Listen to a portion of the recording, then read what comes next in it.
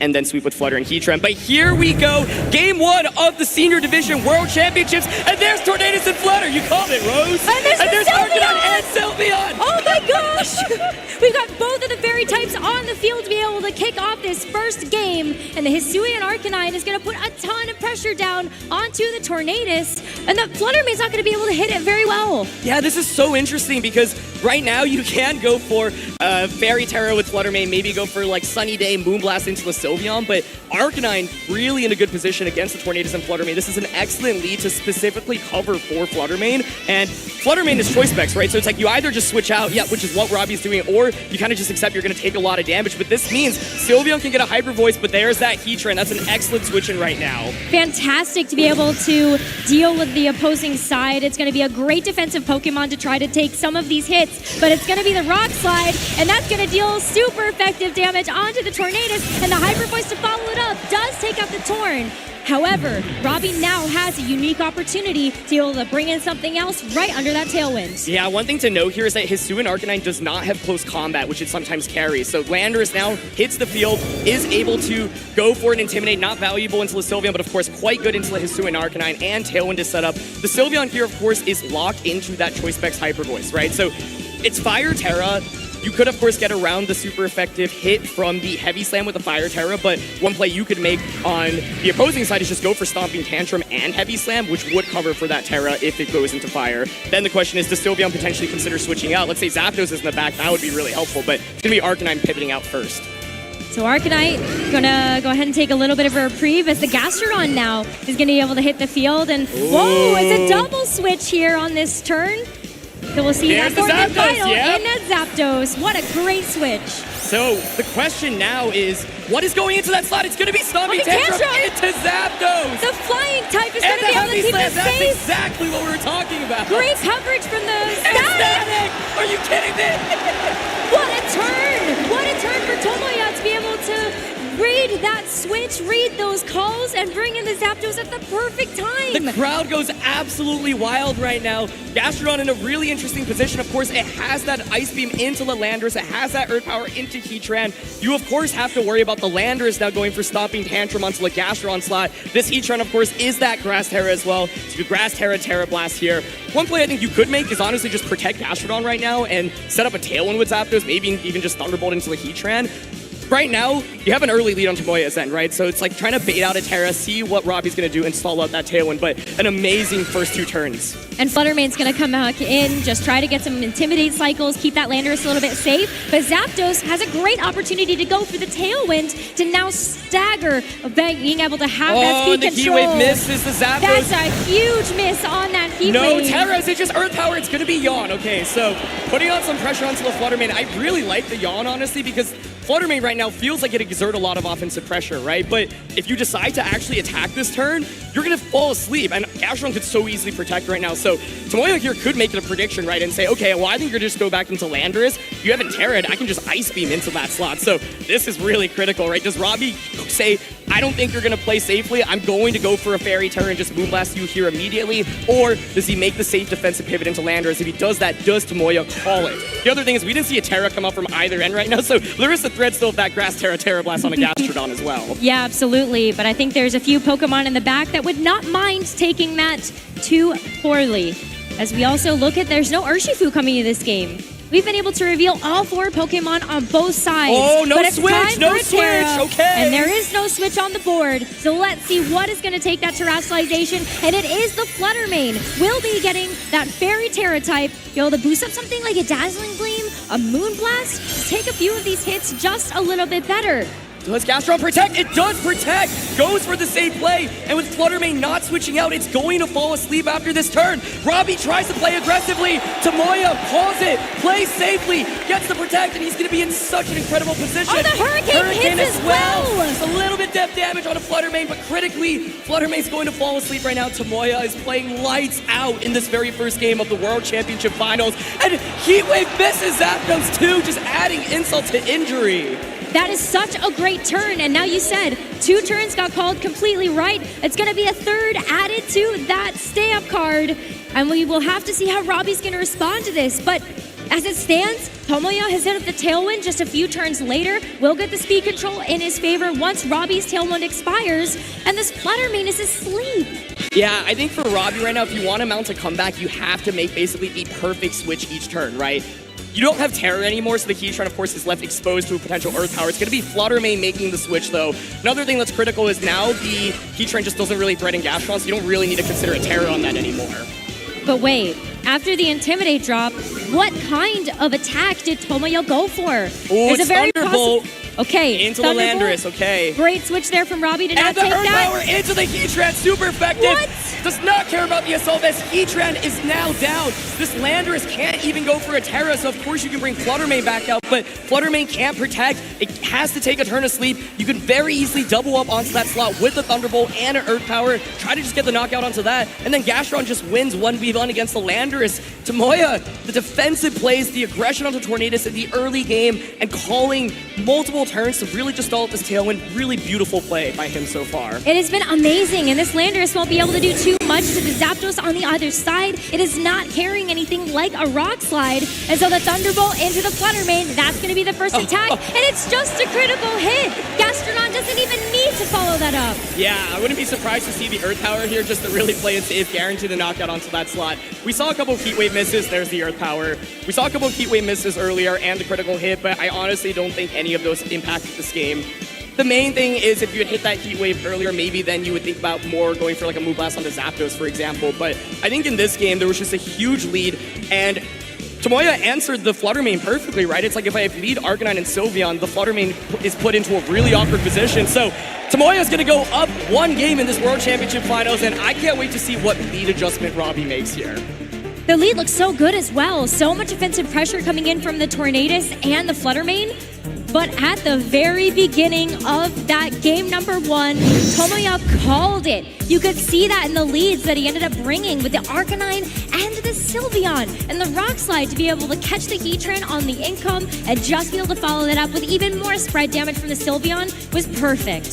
So my question now going into this next game is, okay, you saw this lead of Hisuian Arcanine and Sylveon. That felt so specifically designed to counter this Tornadus Flutter Mane combination. So how do you now counter that? Do you think Tomoya will go back to it? Because if so, there are multiple answers to this combination, right? For example, you can look towards that Landorus variant form. That puts on a lot of pressure onto Arcanine immediately. You can look towards leading Heatran immediately, right? We saw Heatran switch in earlier in the battle, but if you just bring it out immediately, you have that heavy slam pressure onto Sylveon, you have that Earth Power pressure into Arcanine. You just go for Heat Waves, so you think, for example, it's gonna switch out into Zapdos as well. So I think where this next game I'm really looking at is the leads, because I felt like Tomoya had a huge advantage from the leads in game one and was just able to execute perfectly even after the leads. I agree, but every single turn you saw those switches just to be able to read what Robbie was going to be doing with his own Pokemon, working around those attacks. And now Robbie is going to be a little bit back against the wall, has to be able to bring it back in this next game. But Tomoya is one game away from being able to take the victory, and I'm sure he can taste it. Oh my goodness, that first game was just absolutely wild. So cool to see that Sylveon, which we were talking about. And the reason why I think Sylveon is a really smart brain with the Hisuian Arcanine in particular is because, yeah, like Hyper Voice doesn't really do anything into the Heatran, but it still does so much damage into everything else. And a single Hyper Voice can really just snowball the game. So love this offensive lead from Tomoya to put on so much pressure. The Tailwind really didn't feel super relevant in that game either. And we did see the paralysis on the Heatran previously as well. But in the grand scheme of things, I think, you know, I really respect the play Robbie was trying to go for, because I do think some players would play really aggressively, go for that Ice Beam into the Flutter Mane slot, expecting it to switch into Landorus. And I think if Robbie gets that turn correctly, that last game actually looks really differently. So yeah, I think definitely can give him credit for trying to make that prediction, but we'll have to see what lead adjustment he goes with. And I'm looking at Landorus and Heatran maybe more as an early game lead. I think Amoonguss didn't come out in that previous game. The awkward thing about Amoonguss here is that it's the Dark Terra Amoonguss. So if you go for Dark Terra, well then you're suddenly weak to Hyper Voice from Sylveon, and so not sure that's the best answer into the Arcanine Sylveon lead specifically. There is also the Water Urshifu, which is quite good and can put on a lot of offensive pressure, but do you really feel comfortable bringing that into a matchup with Gastrodon? I personally wouldn't. No, I think that's why we ended up seeing both of the Urshifu stay at home in that game number 1,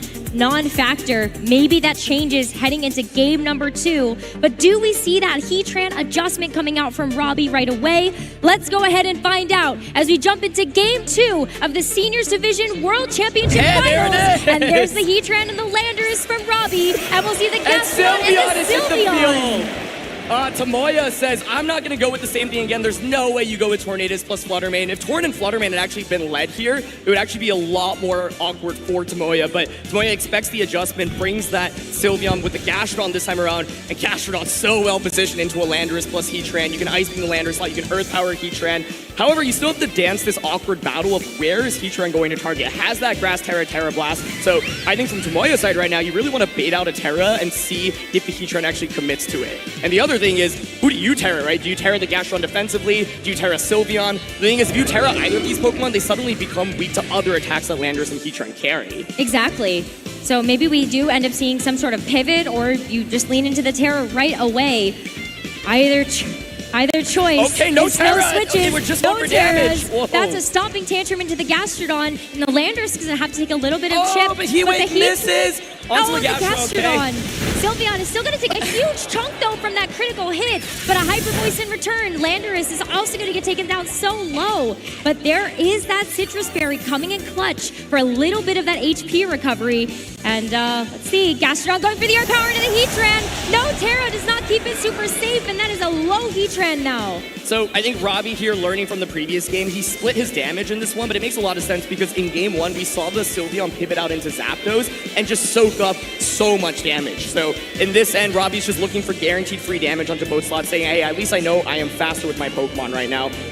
Very interesting to see no Terra on either end, right? Both players actually just kind of trade damage. Gastrodon's still looking fairly healthy. So now the question is, do you really feel comfortable tearing Landorus or Heatran? They're both such low health at this point. Sylveon still in an awkward spot, so it's like, do you want to consider switching that into Zapdos, protecting Gastrodon, for example?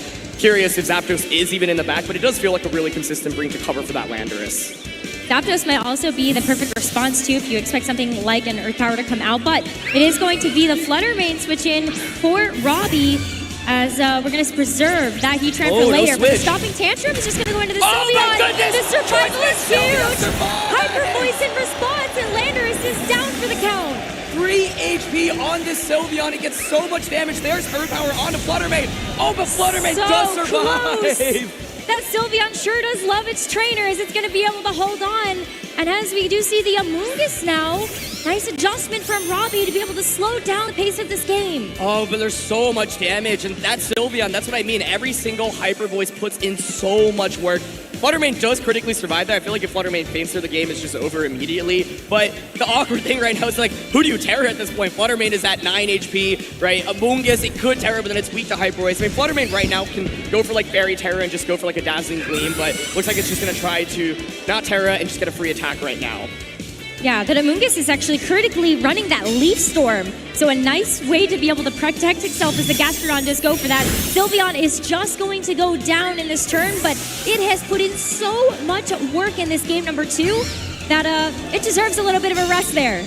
Absolutely. The main question I have is what's pivoting in. By the way, this Amoonguss does have Leaf Storm, so it actually has a way to deal significant damage and knock out the Gastrodon, but there's that Arcanine. That's the perfect Pokemon to bring out right now. Does not care for the Dazzling Gleams from the Fluttermane. Pressures Amoonguss with the super effective Flare Blitz. So now the question is, do you just give up your Fluttermane and play towards a Landorus endgame? I think that's what I would personally do. I think you have to at this point, especially knowing that the Landorus also could Terrasilize there. You have to Terra Blast for a little bit later if you want to be able to try to put that specific type of damage down.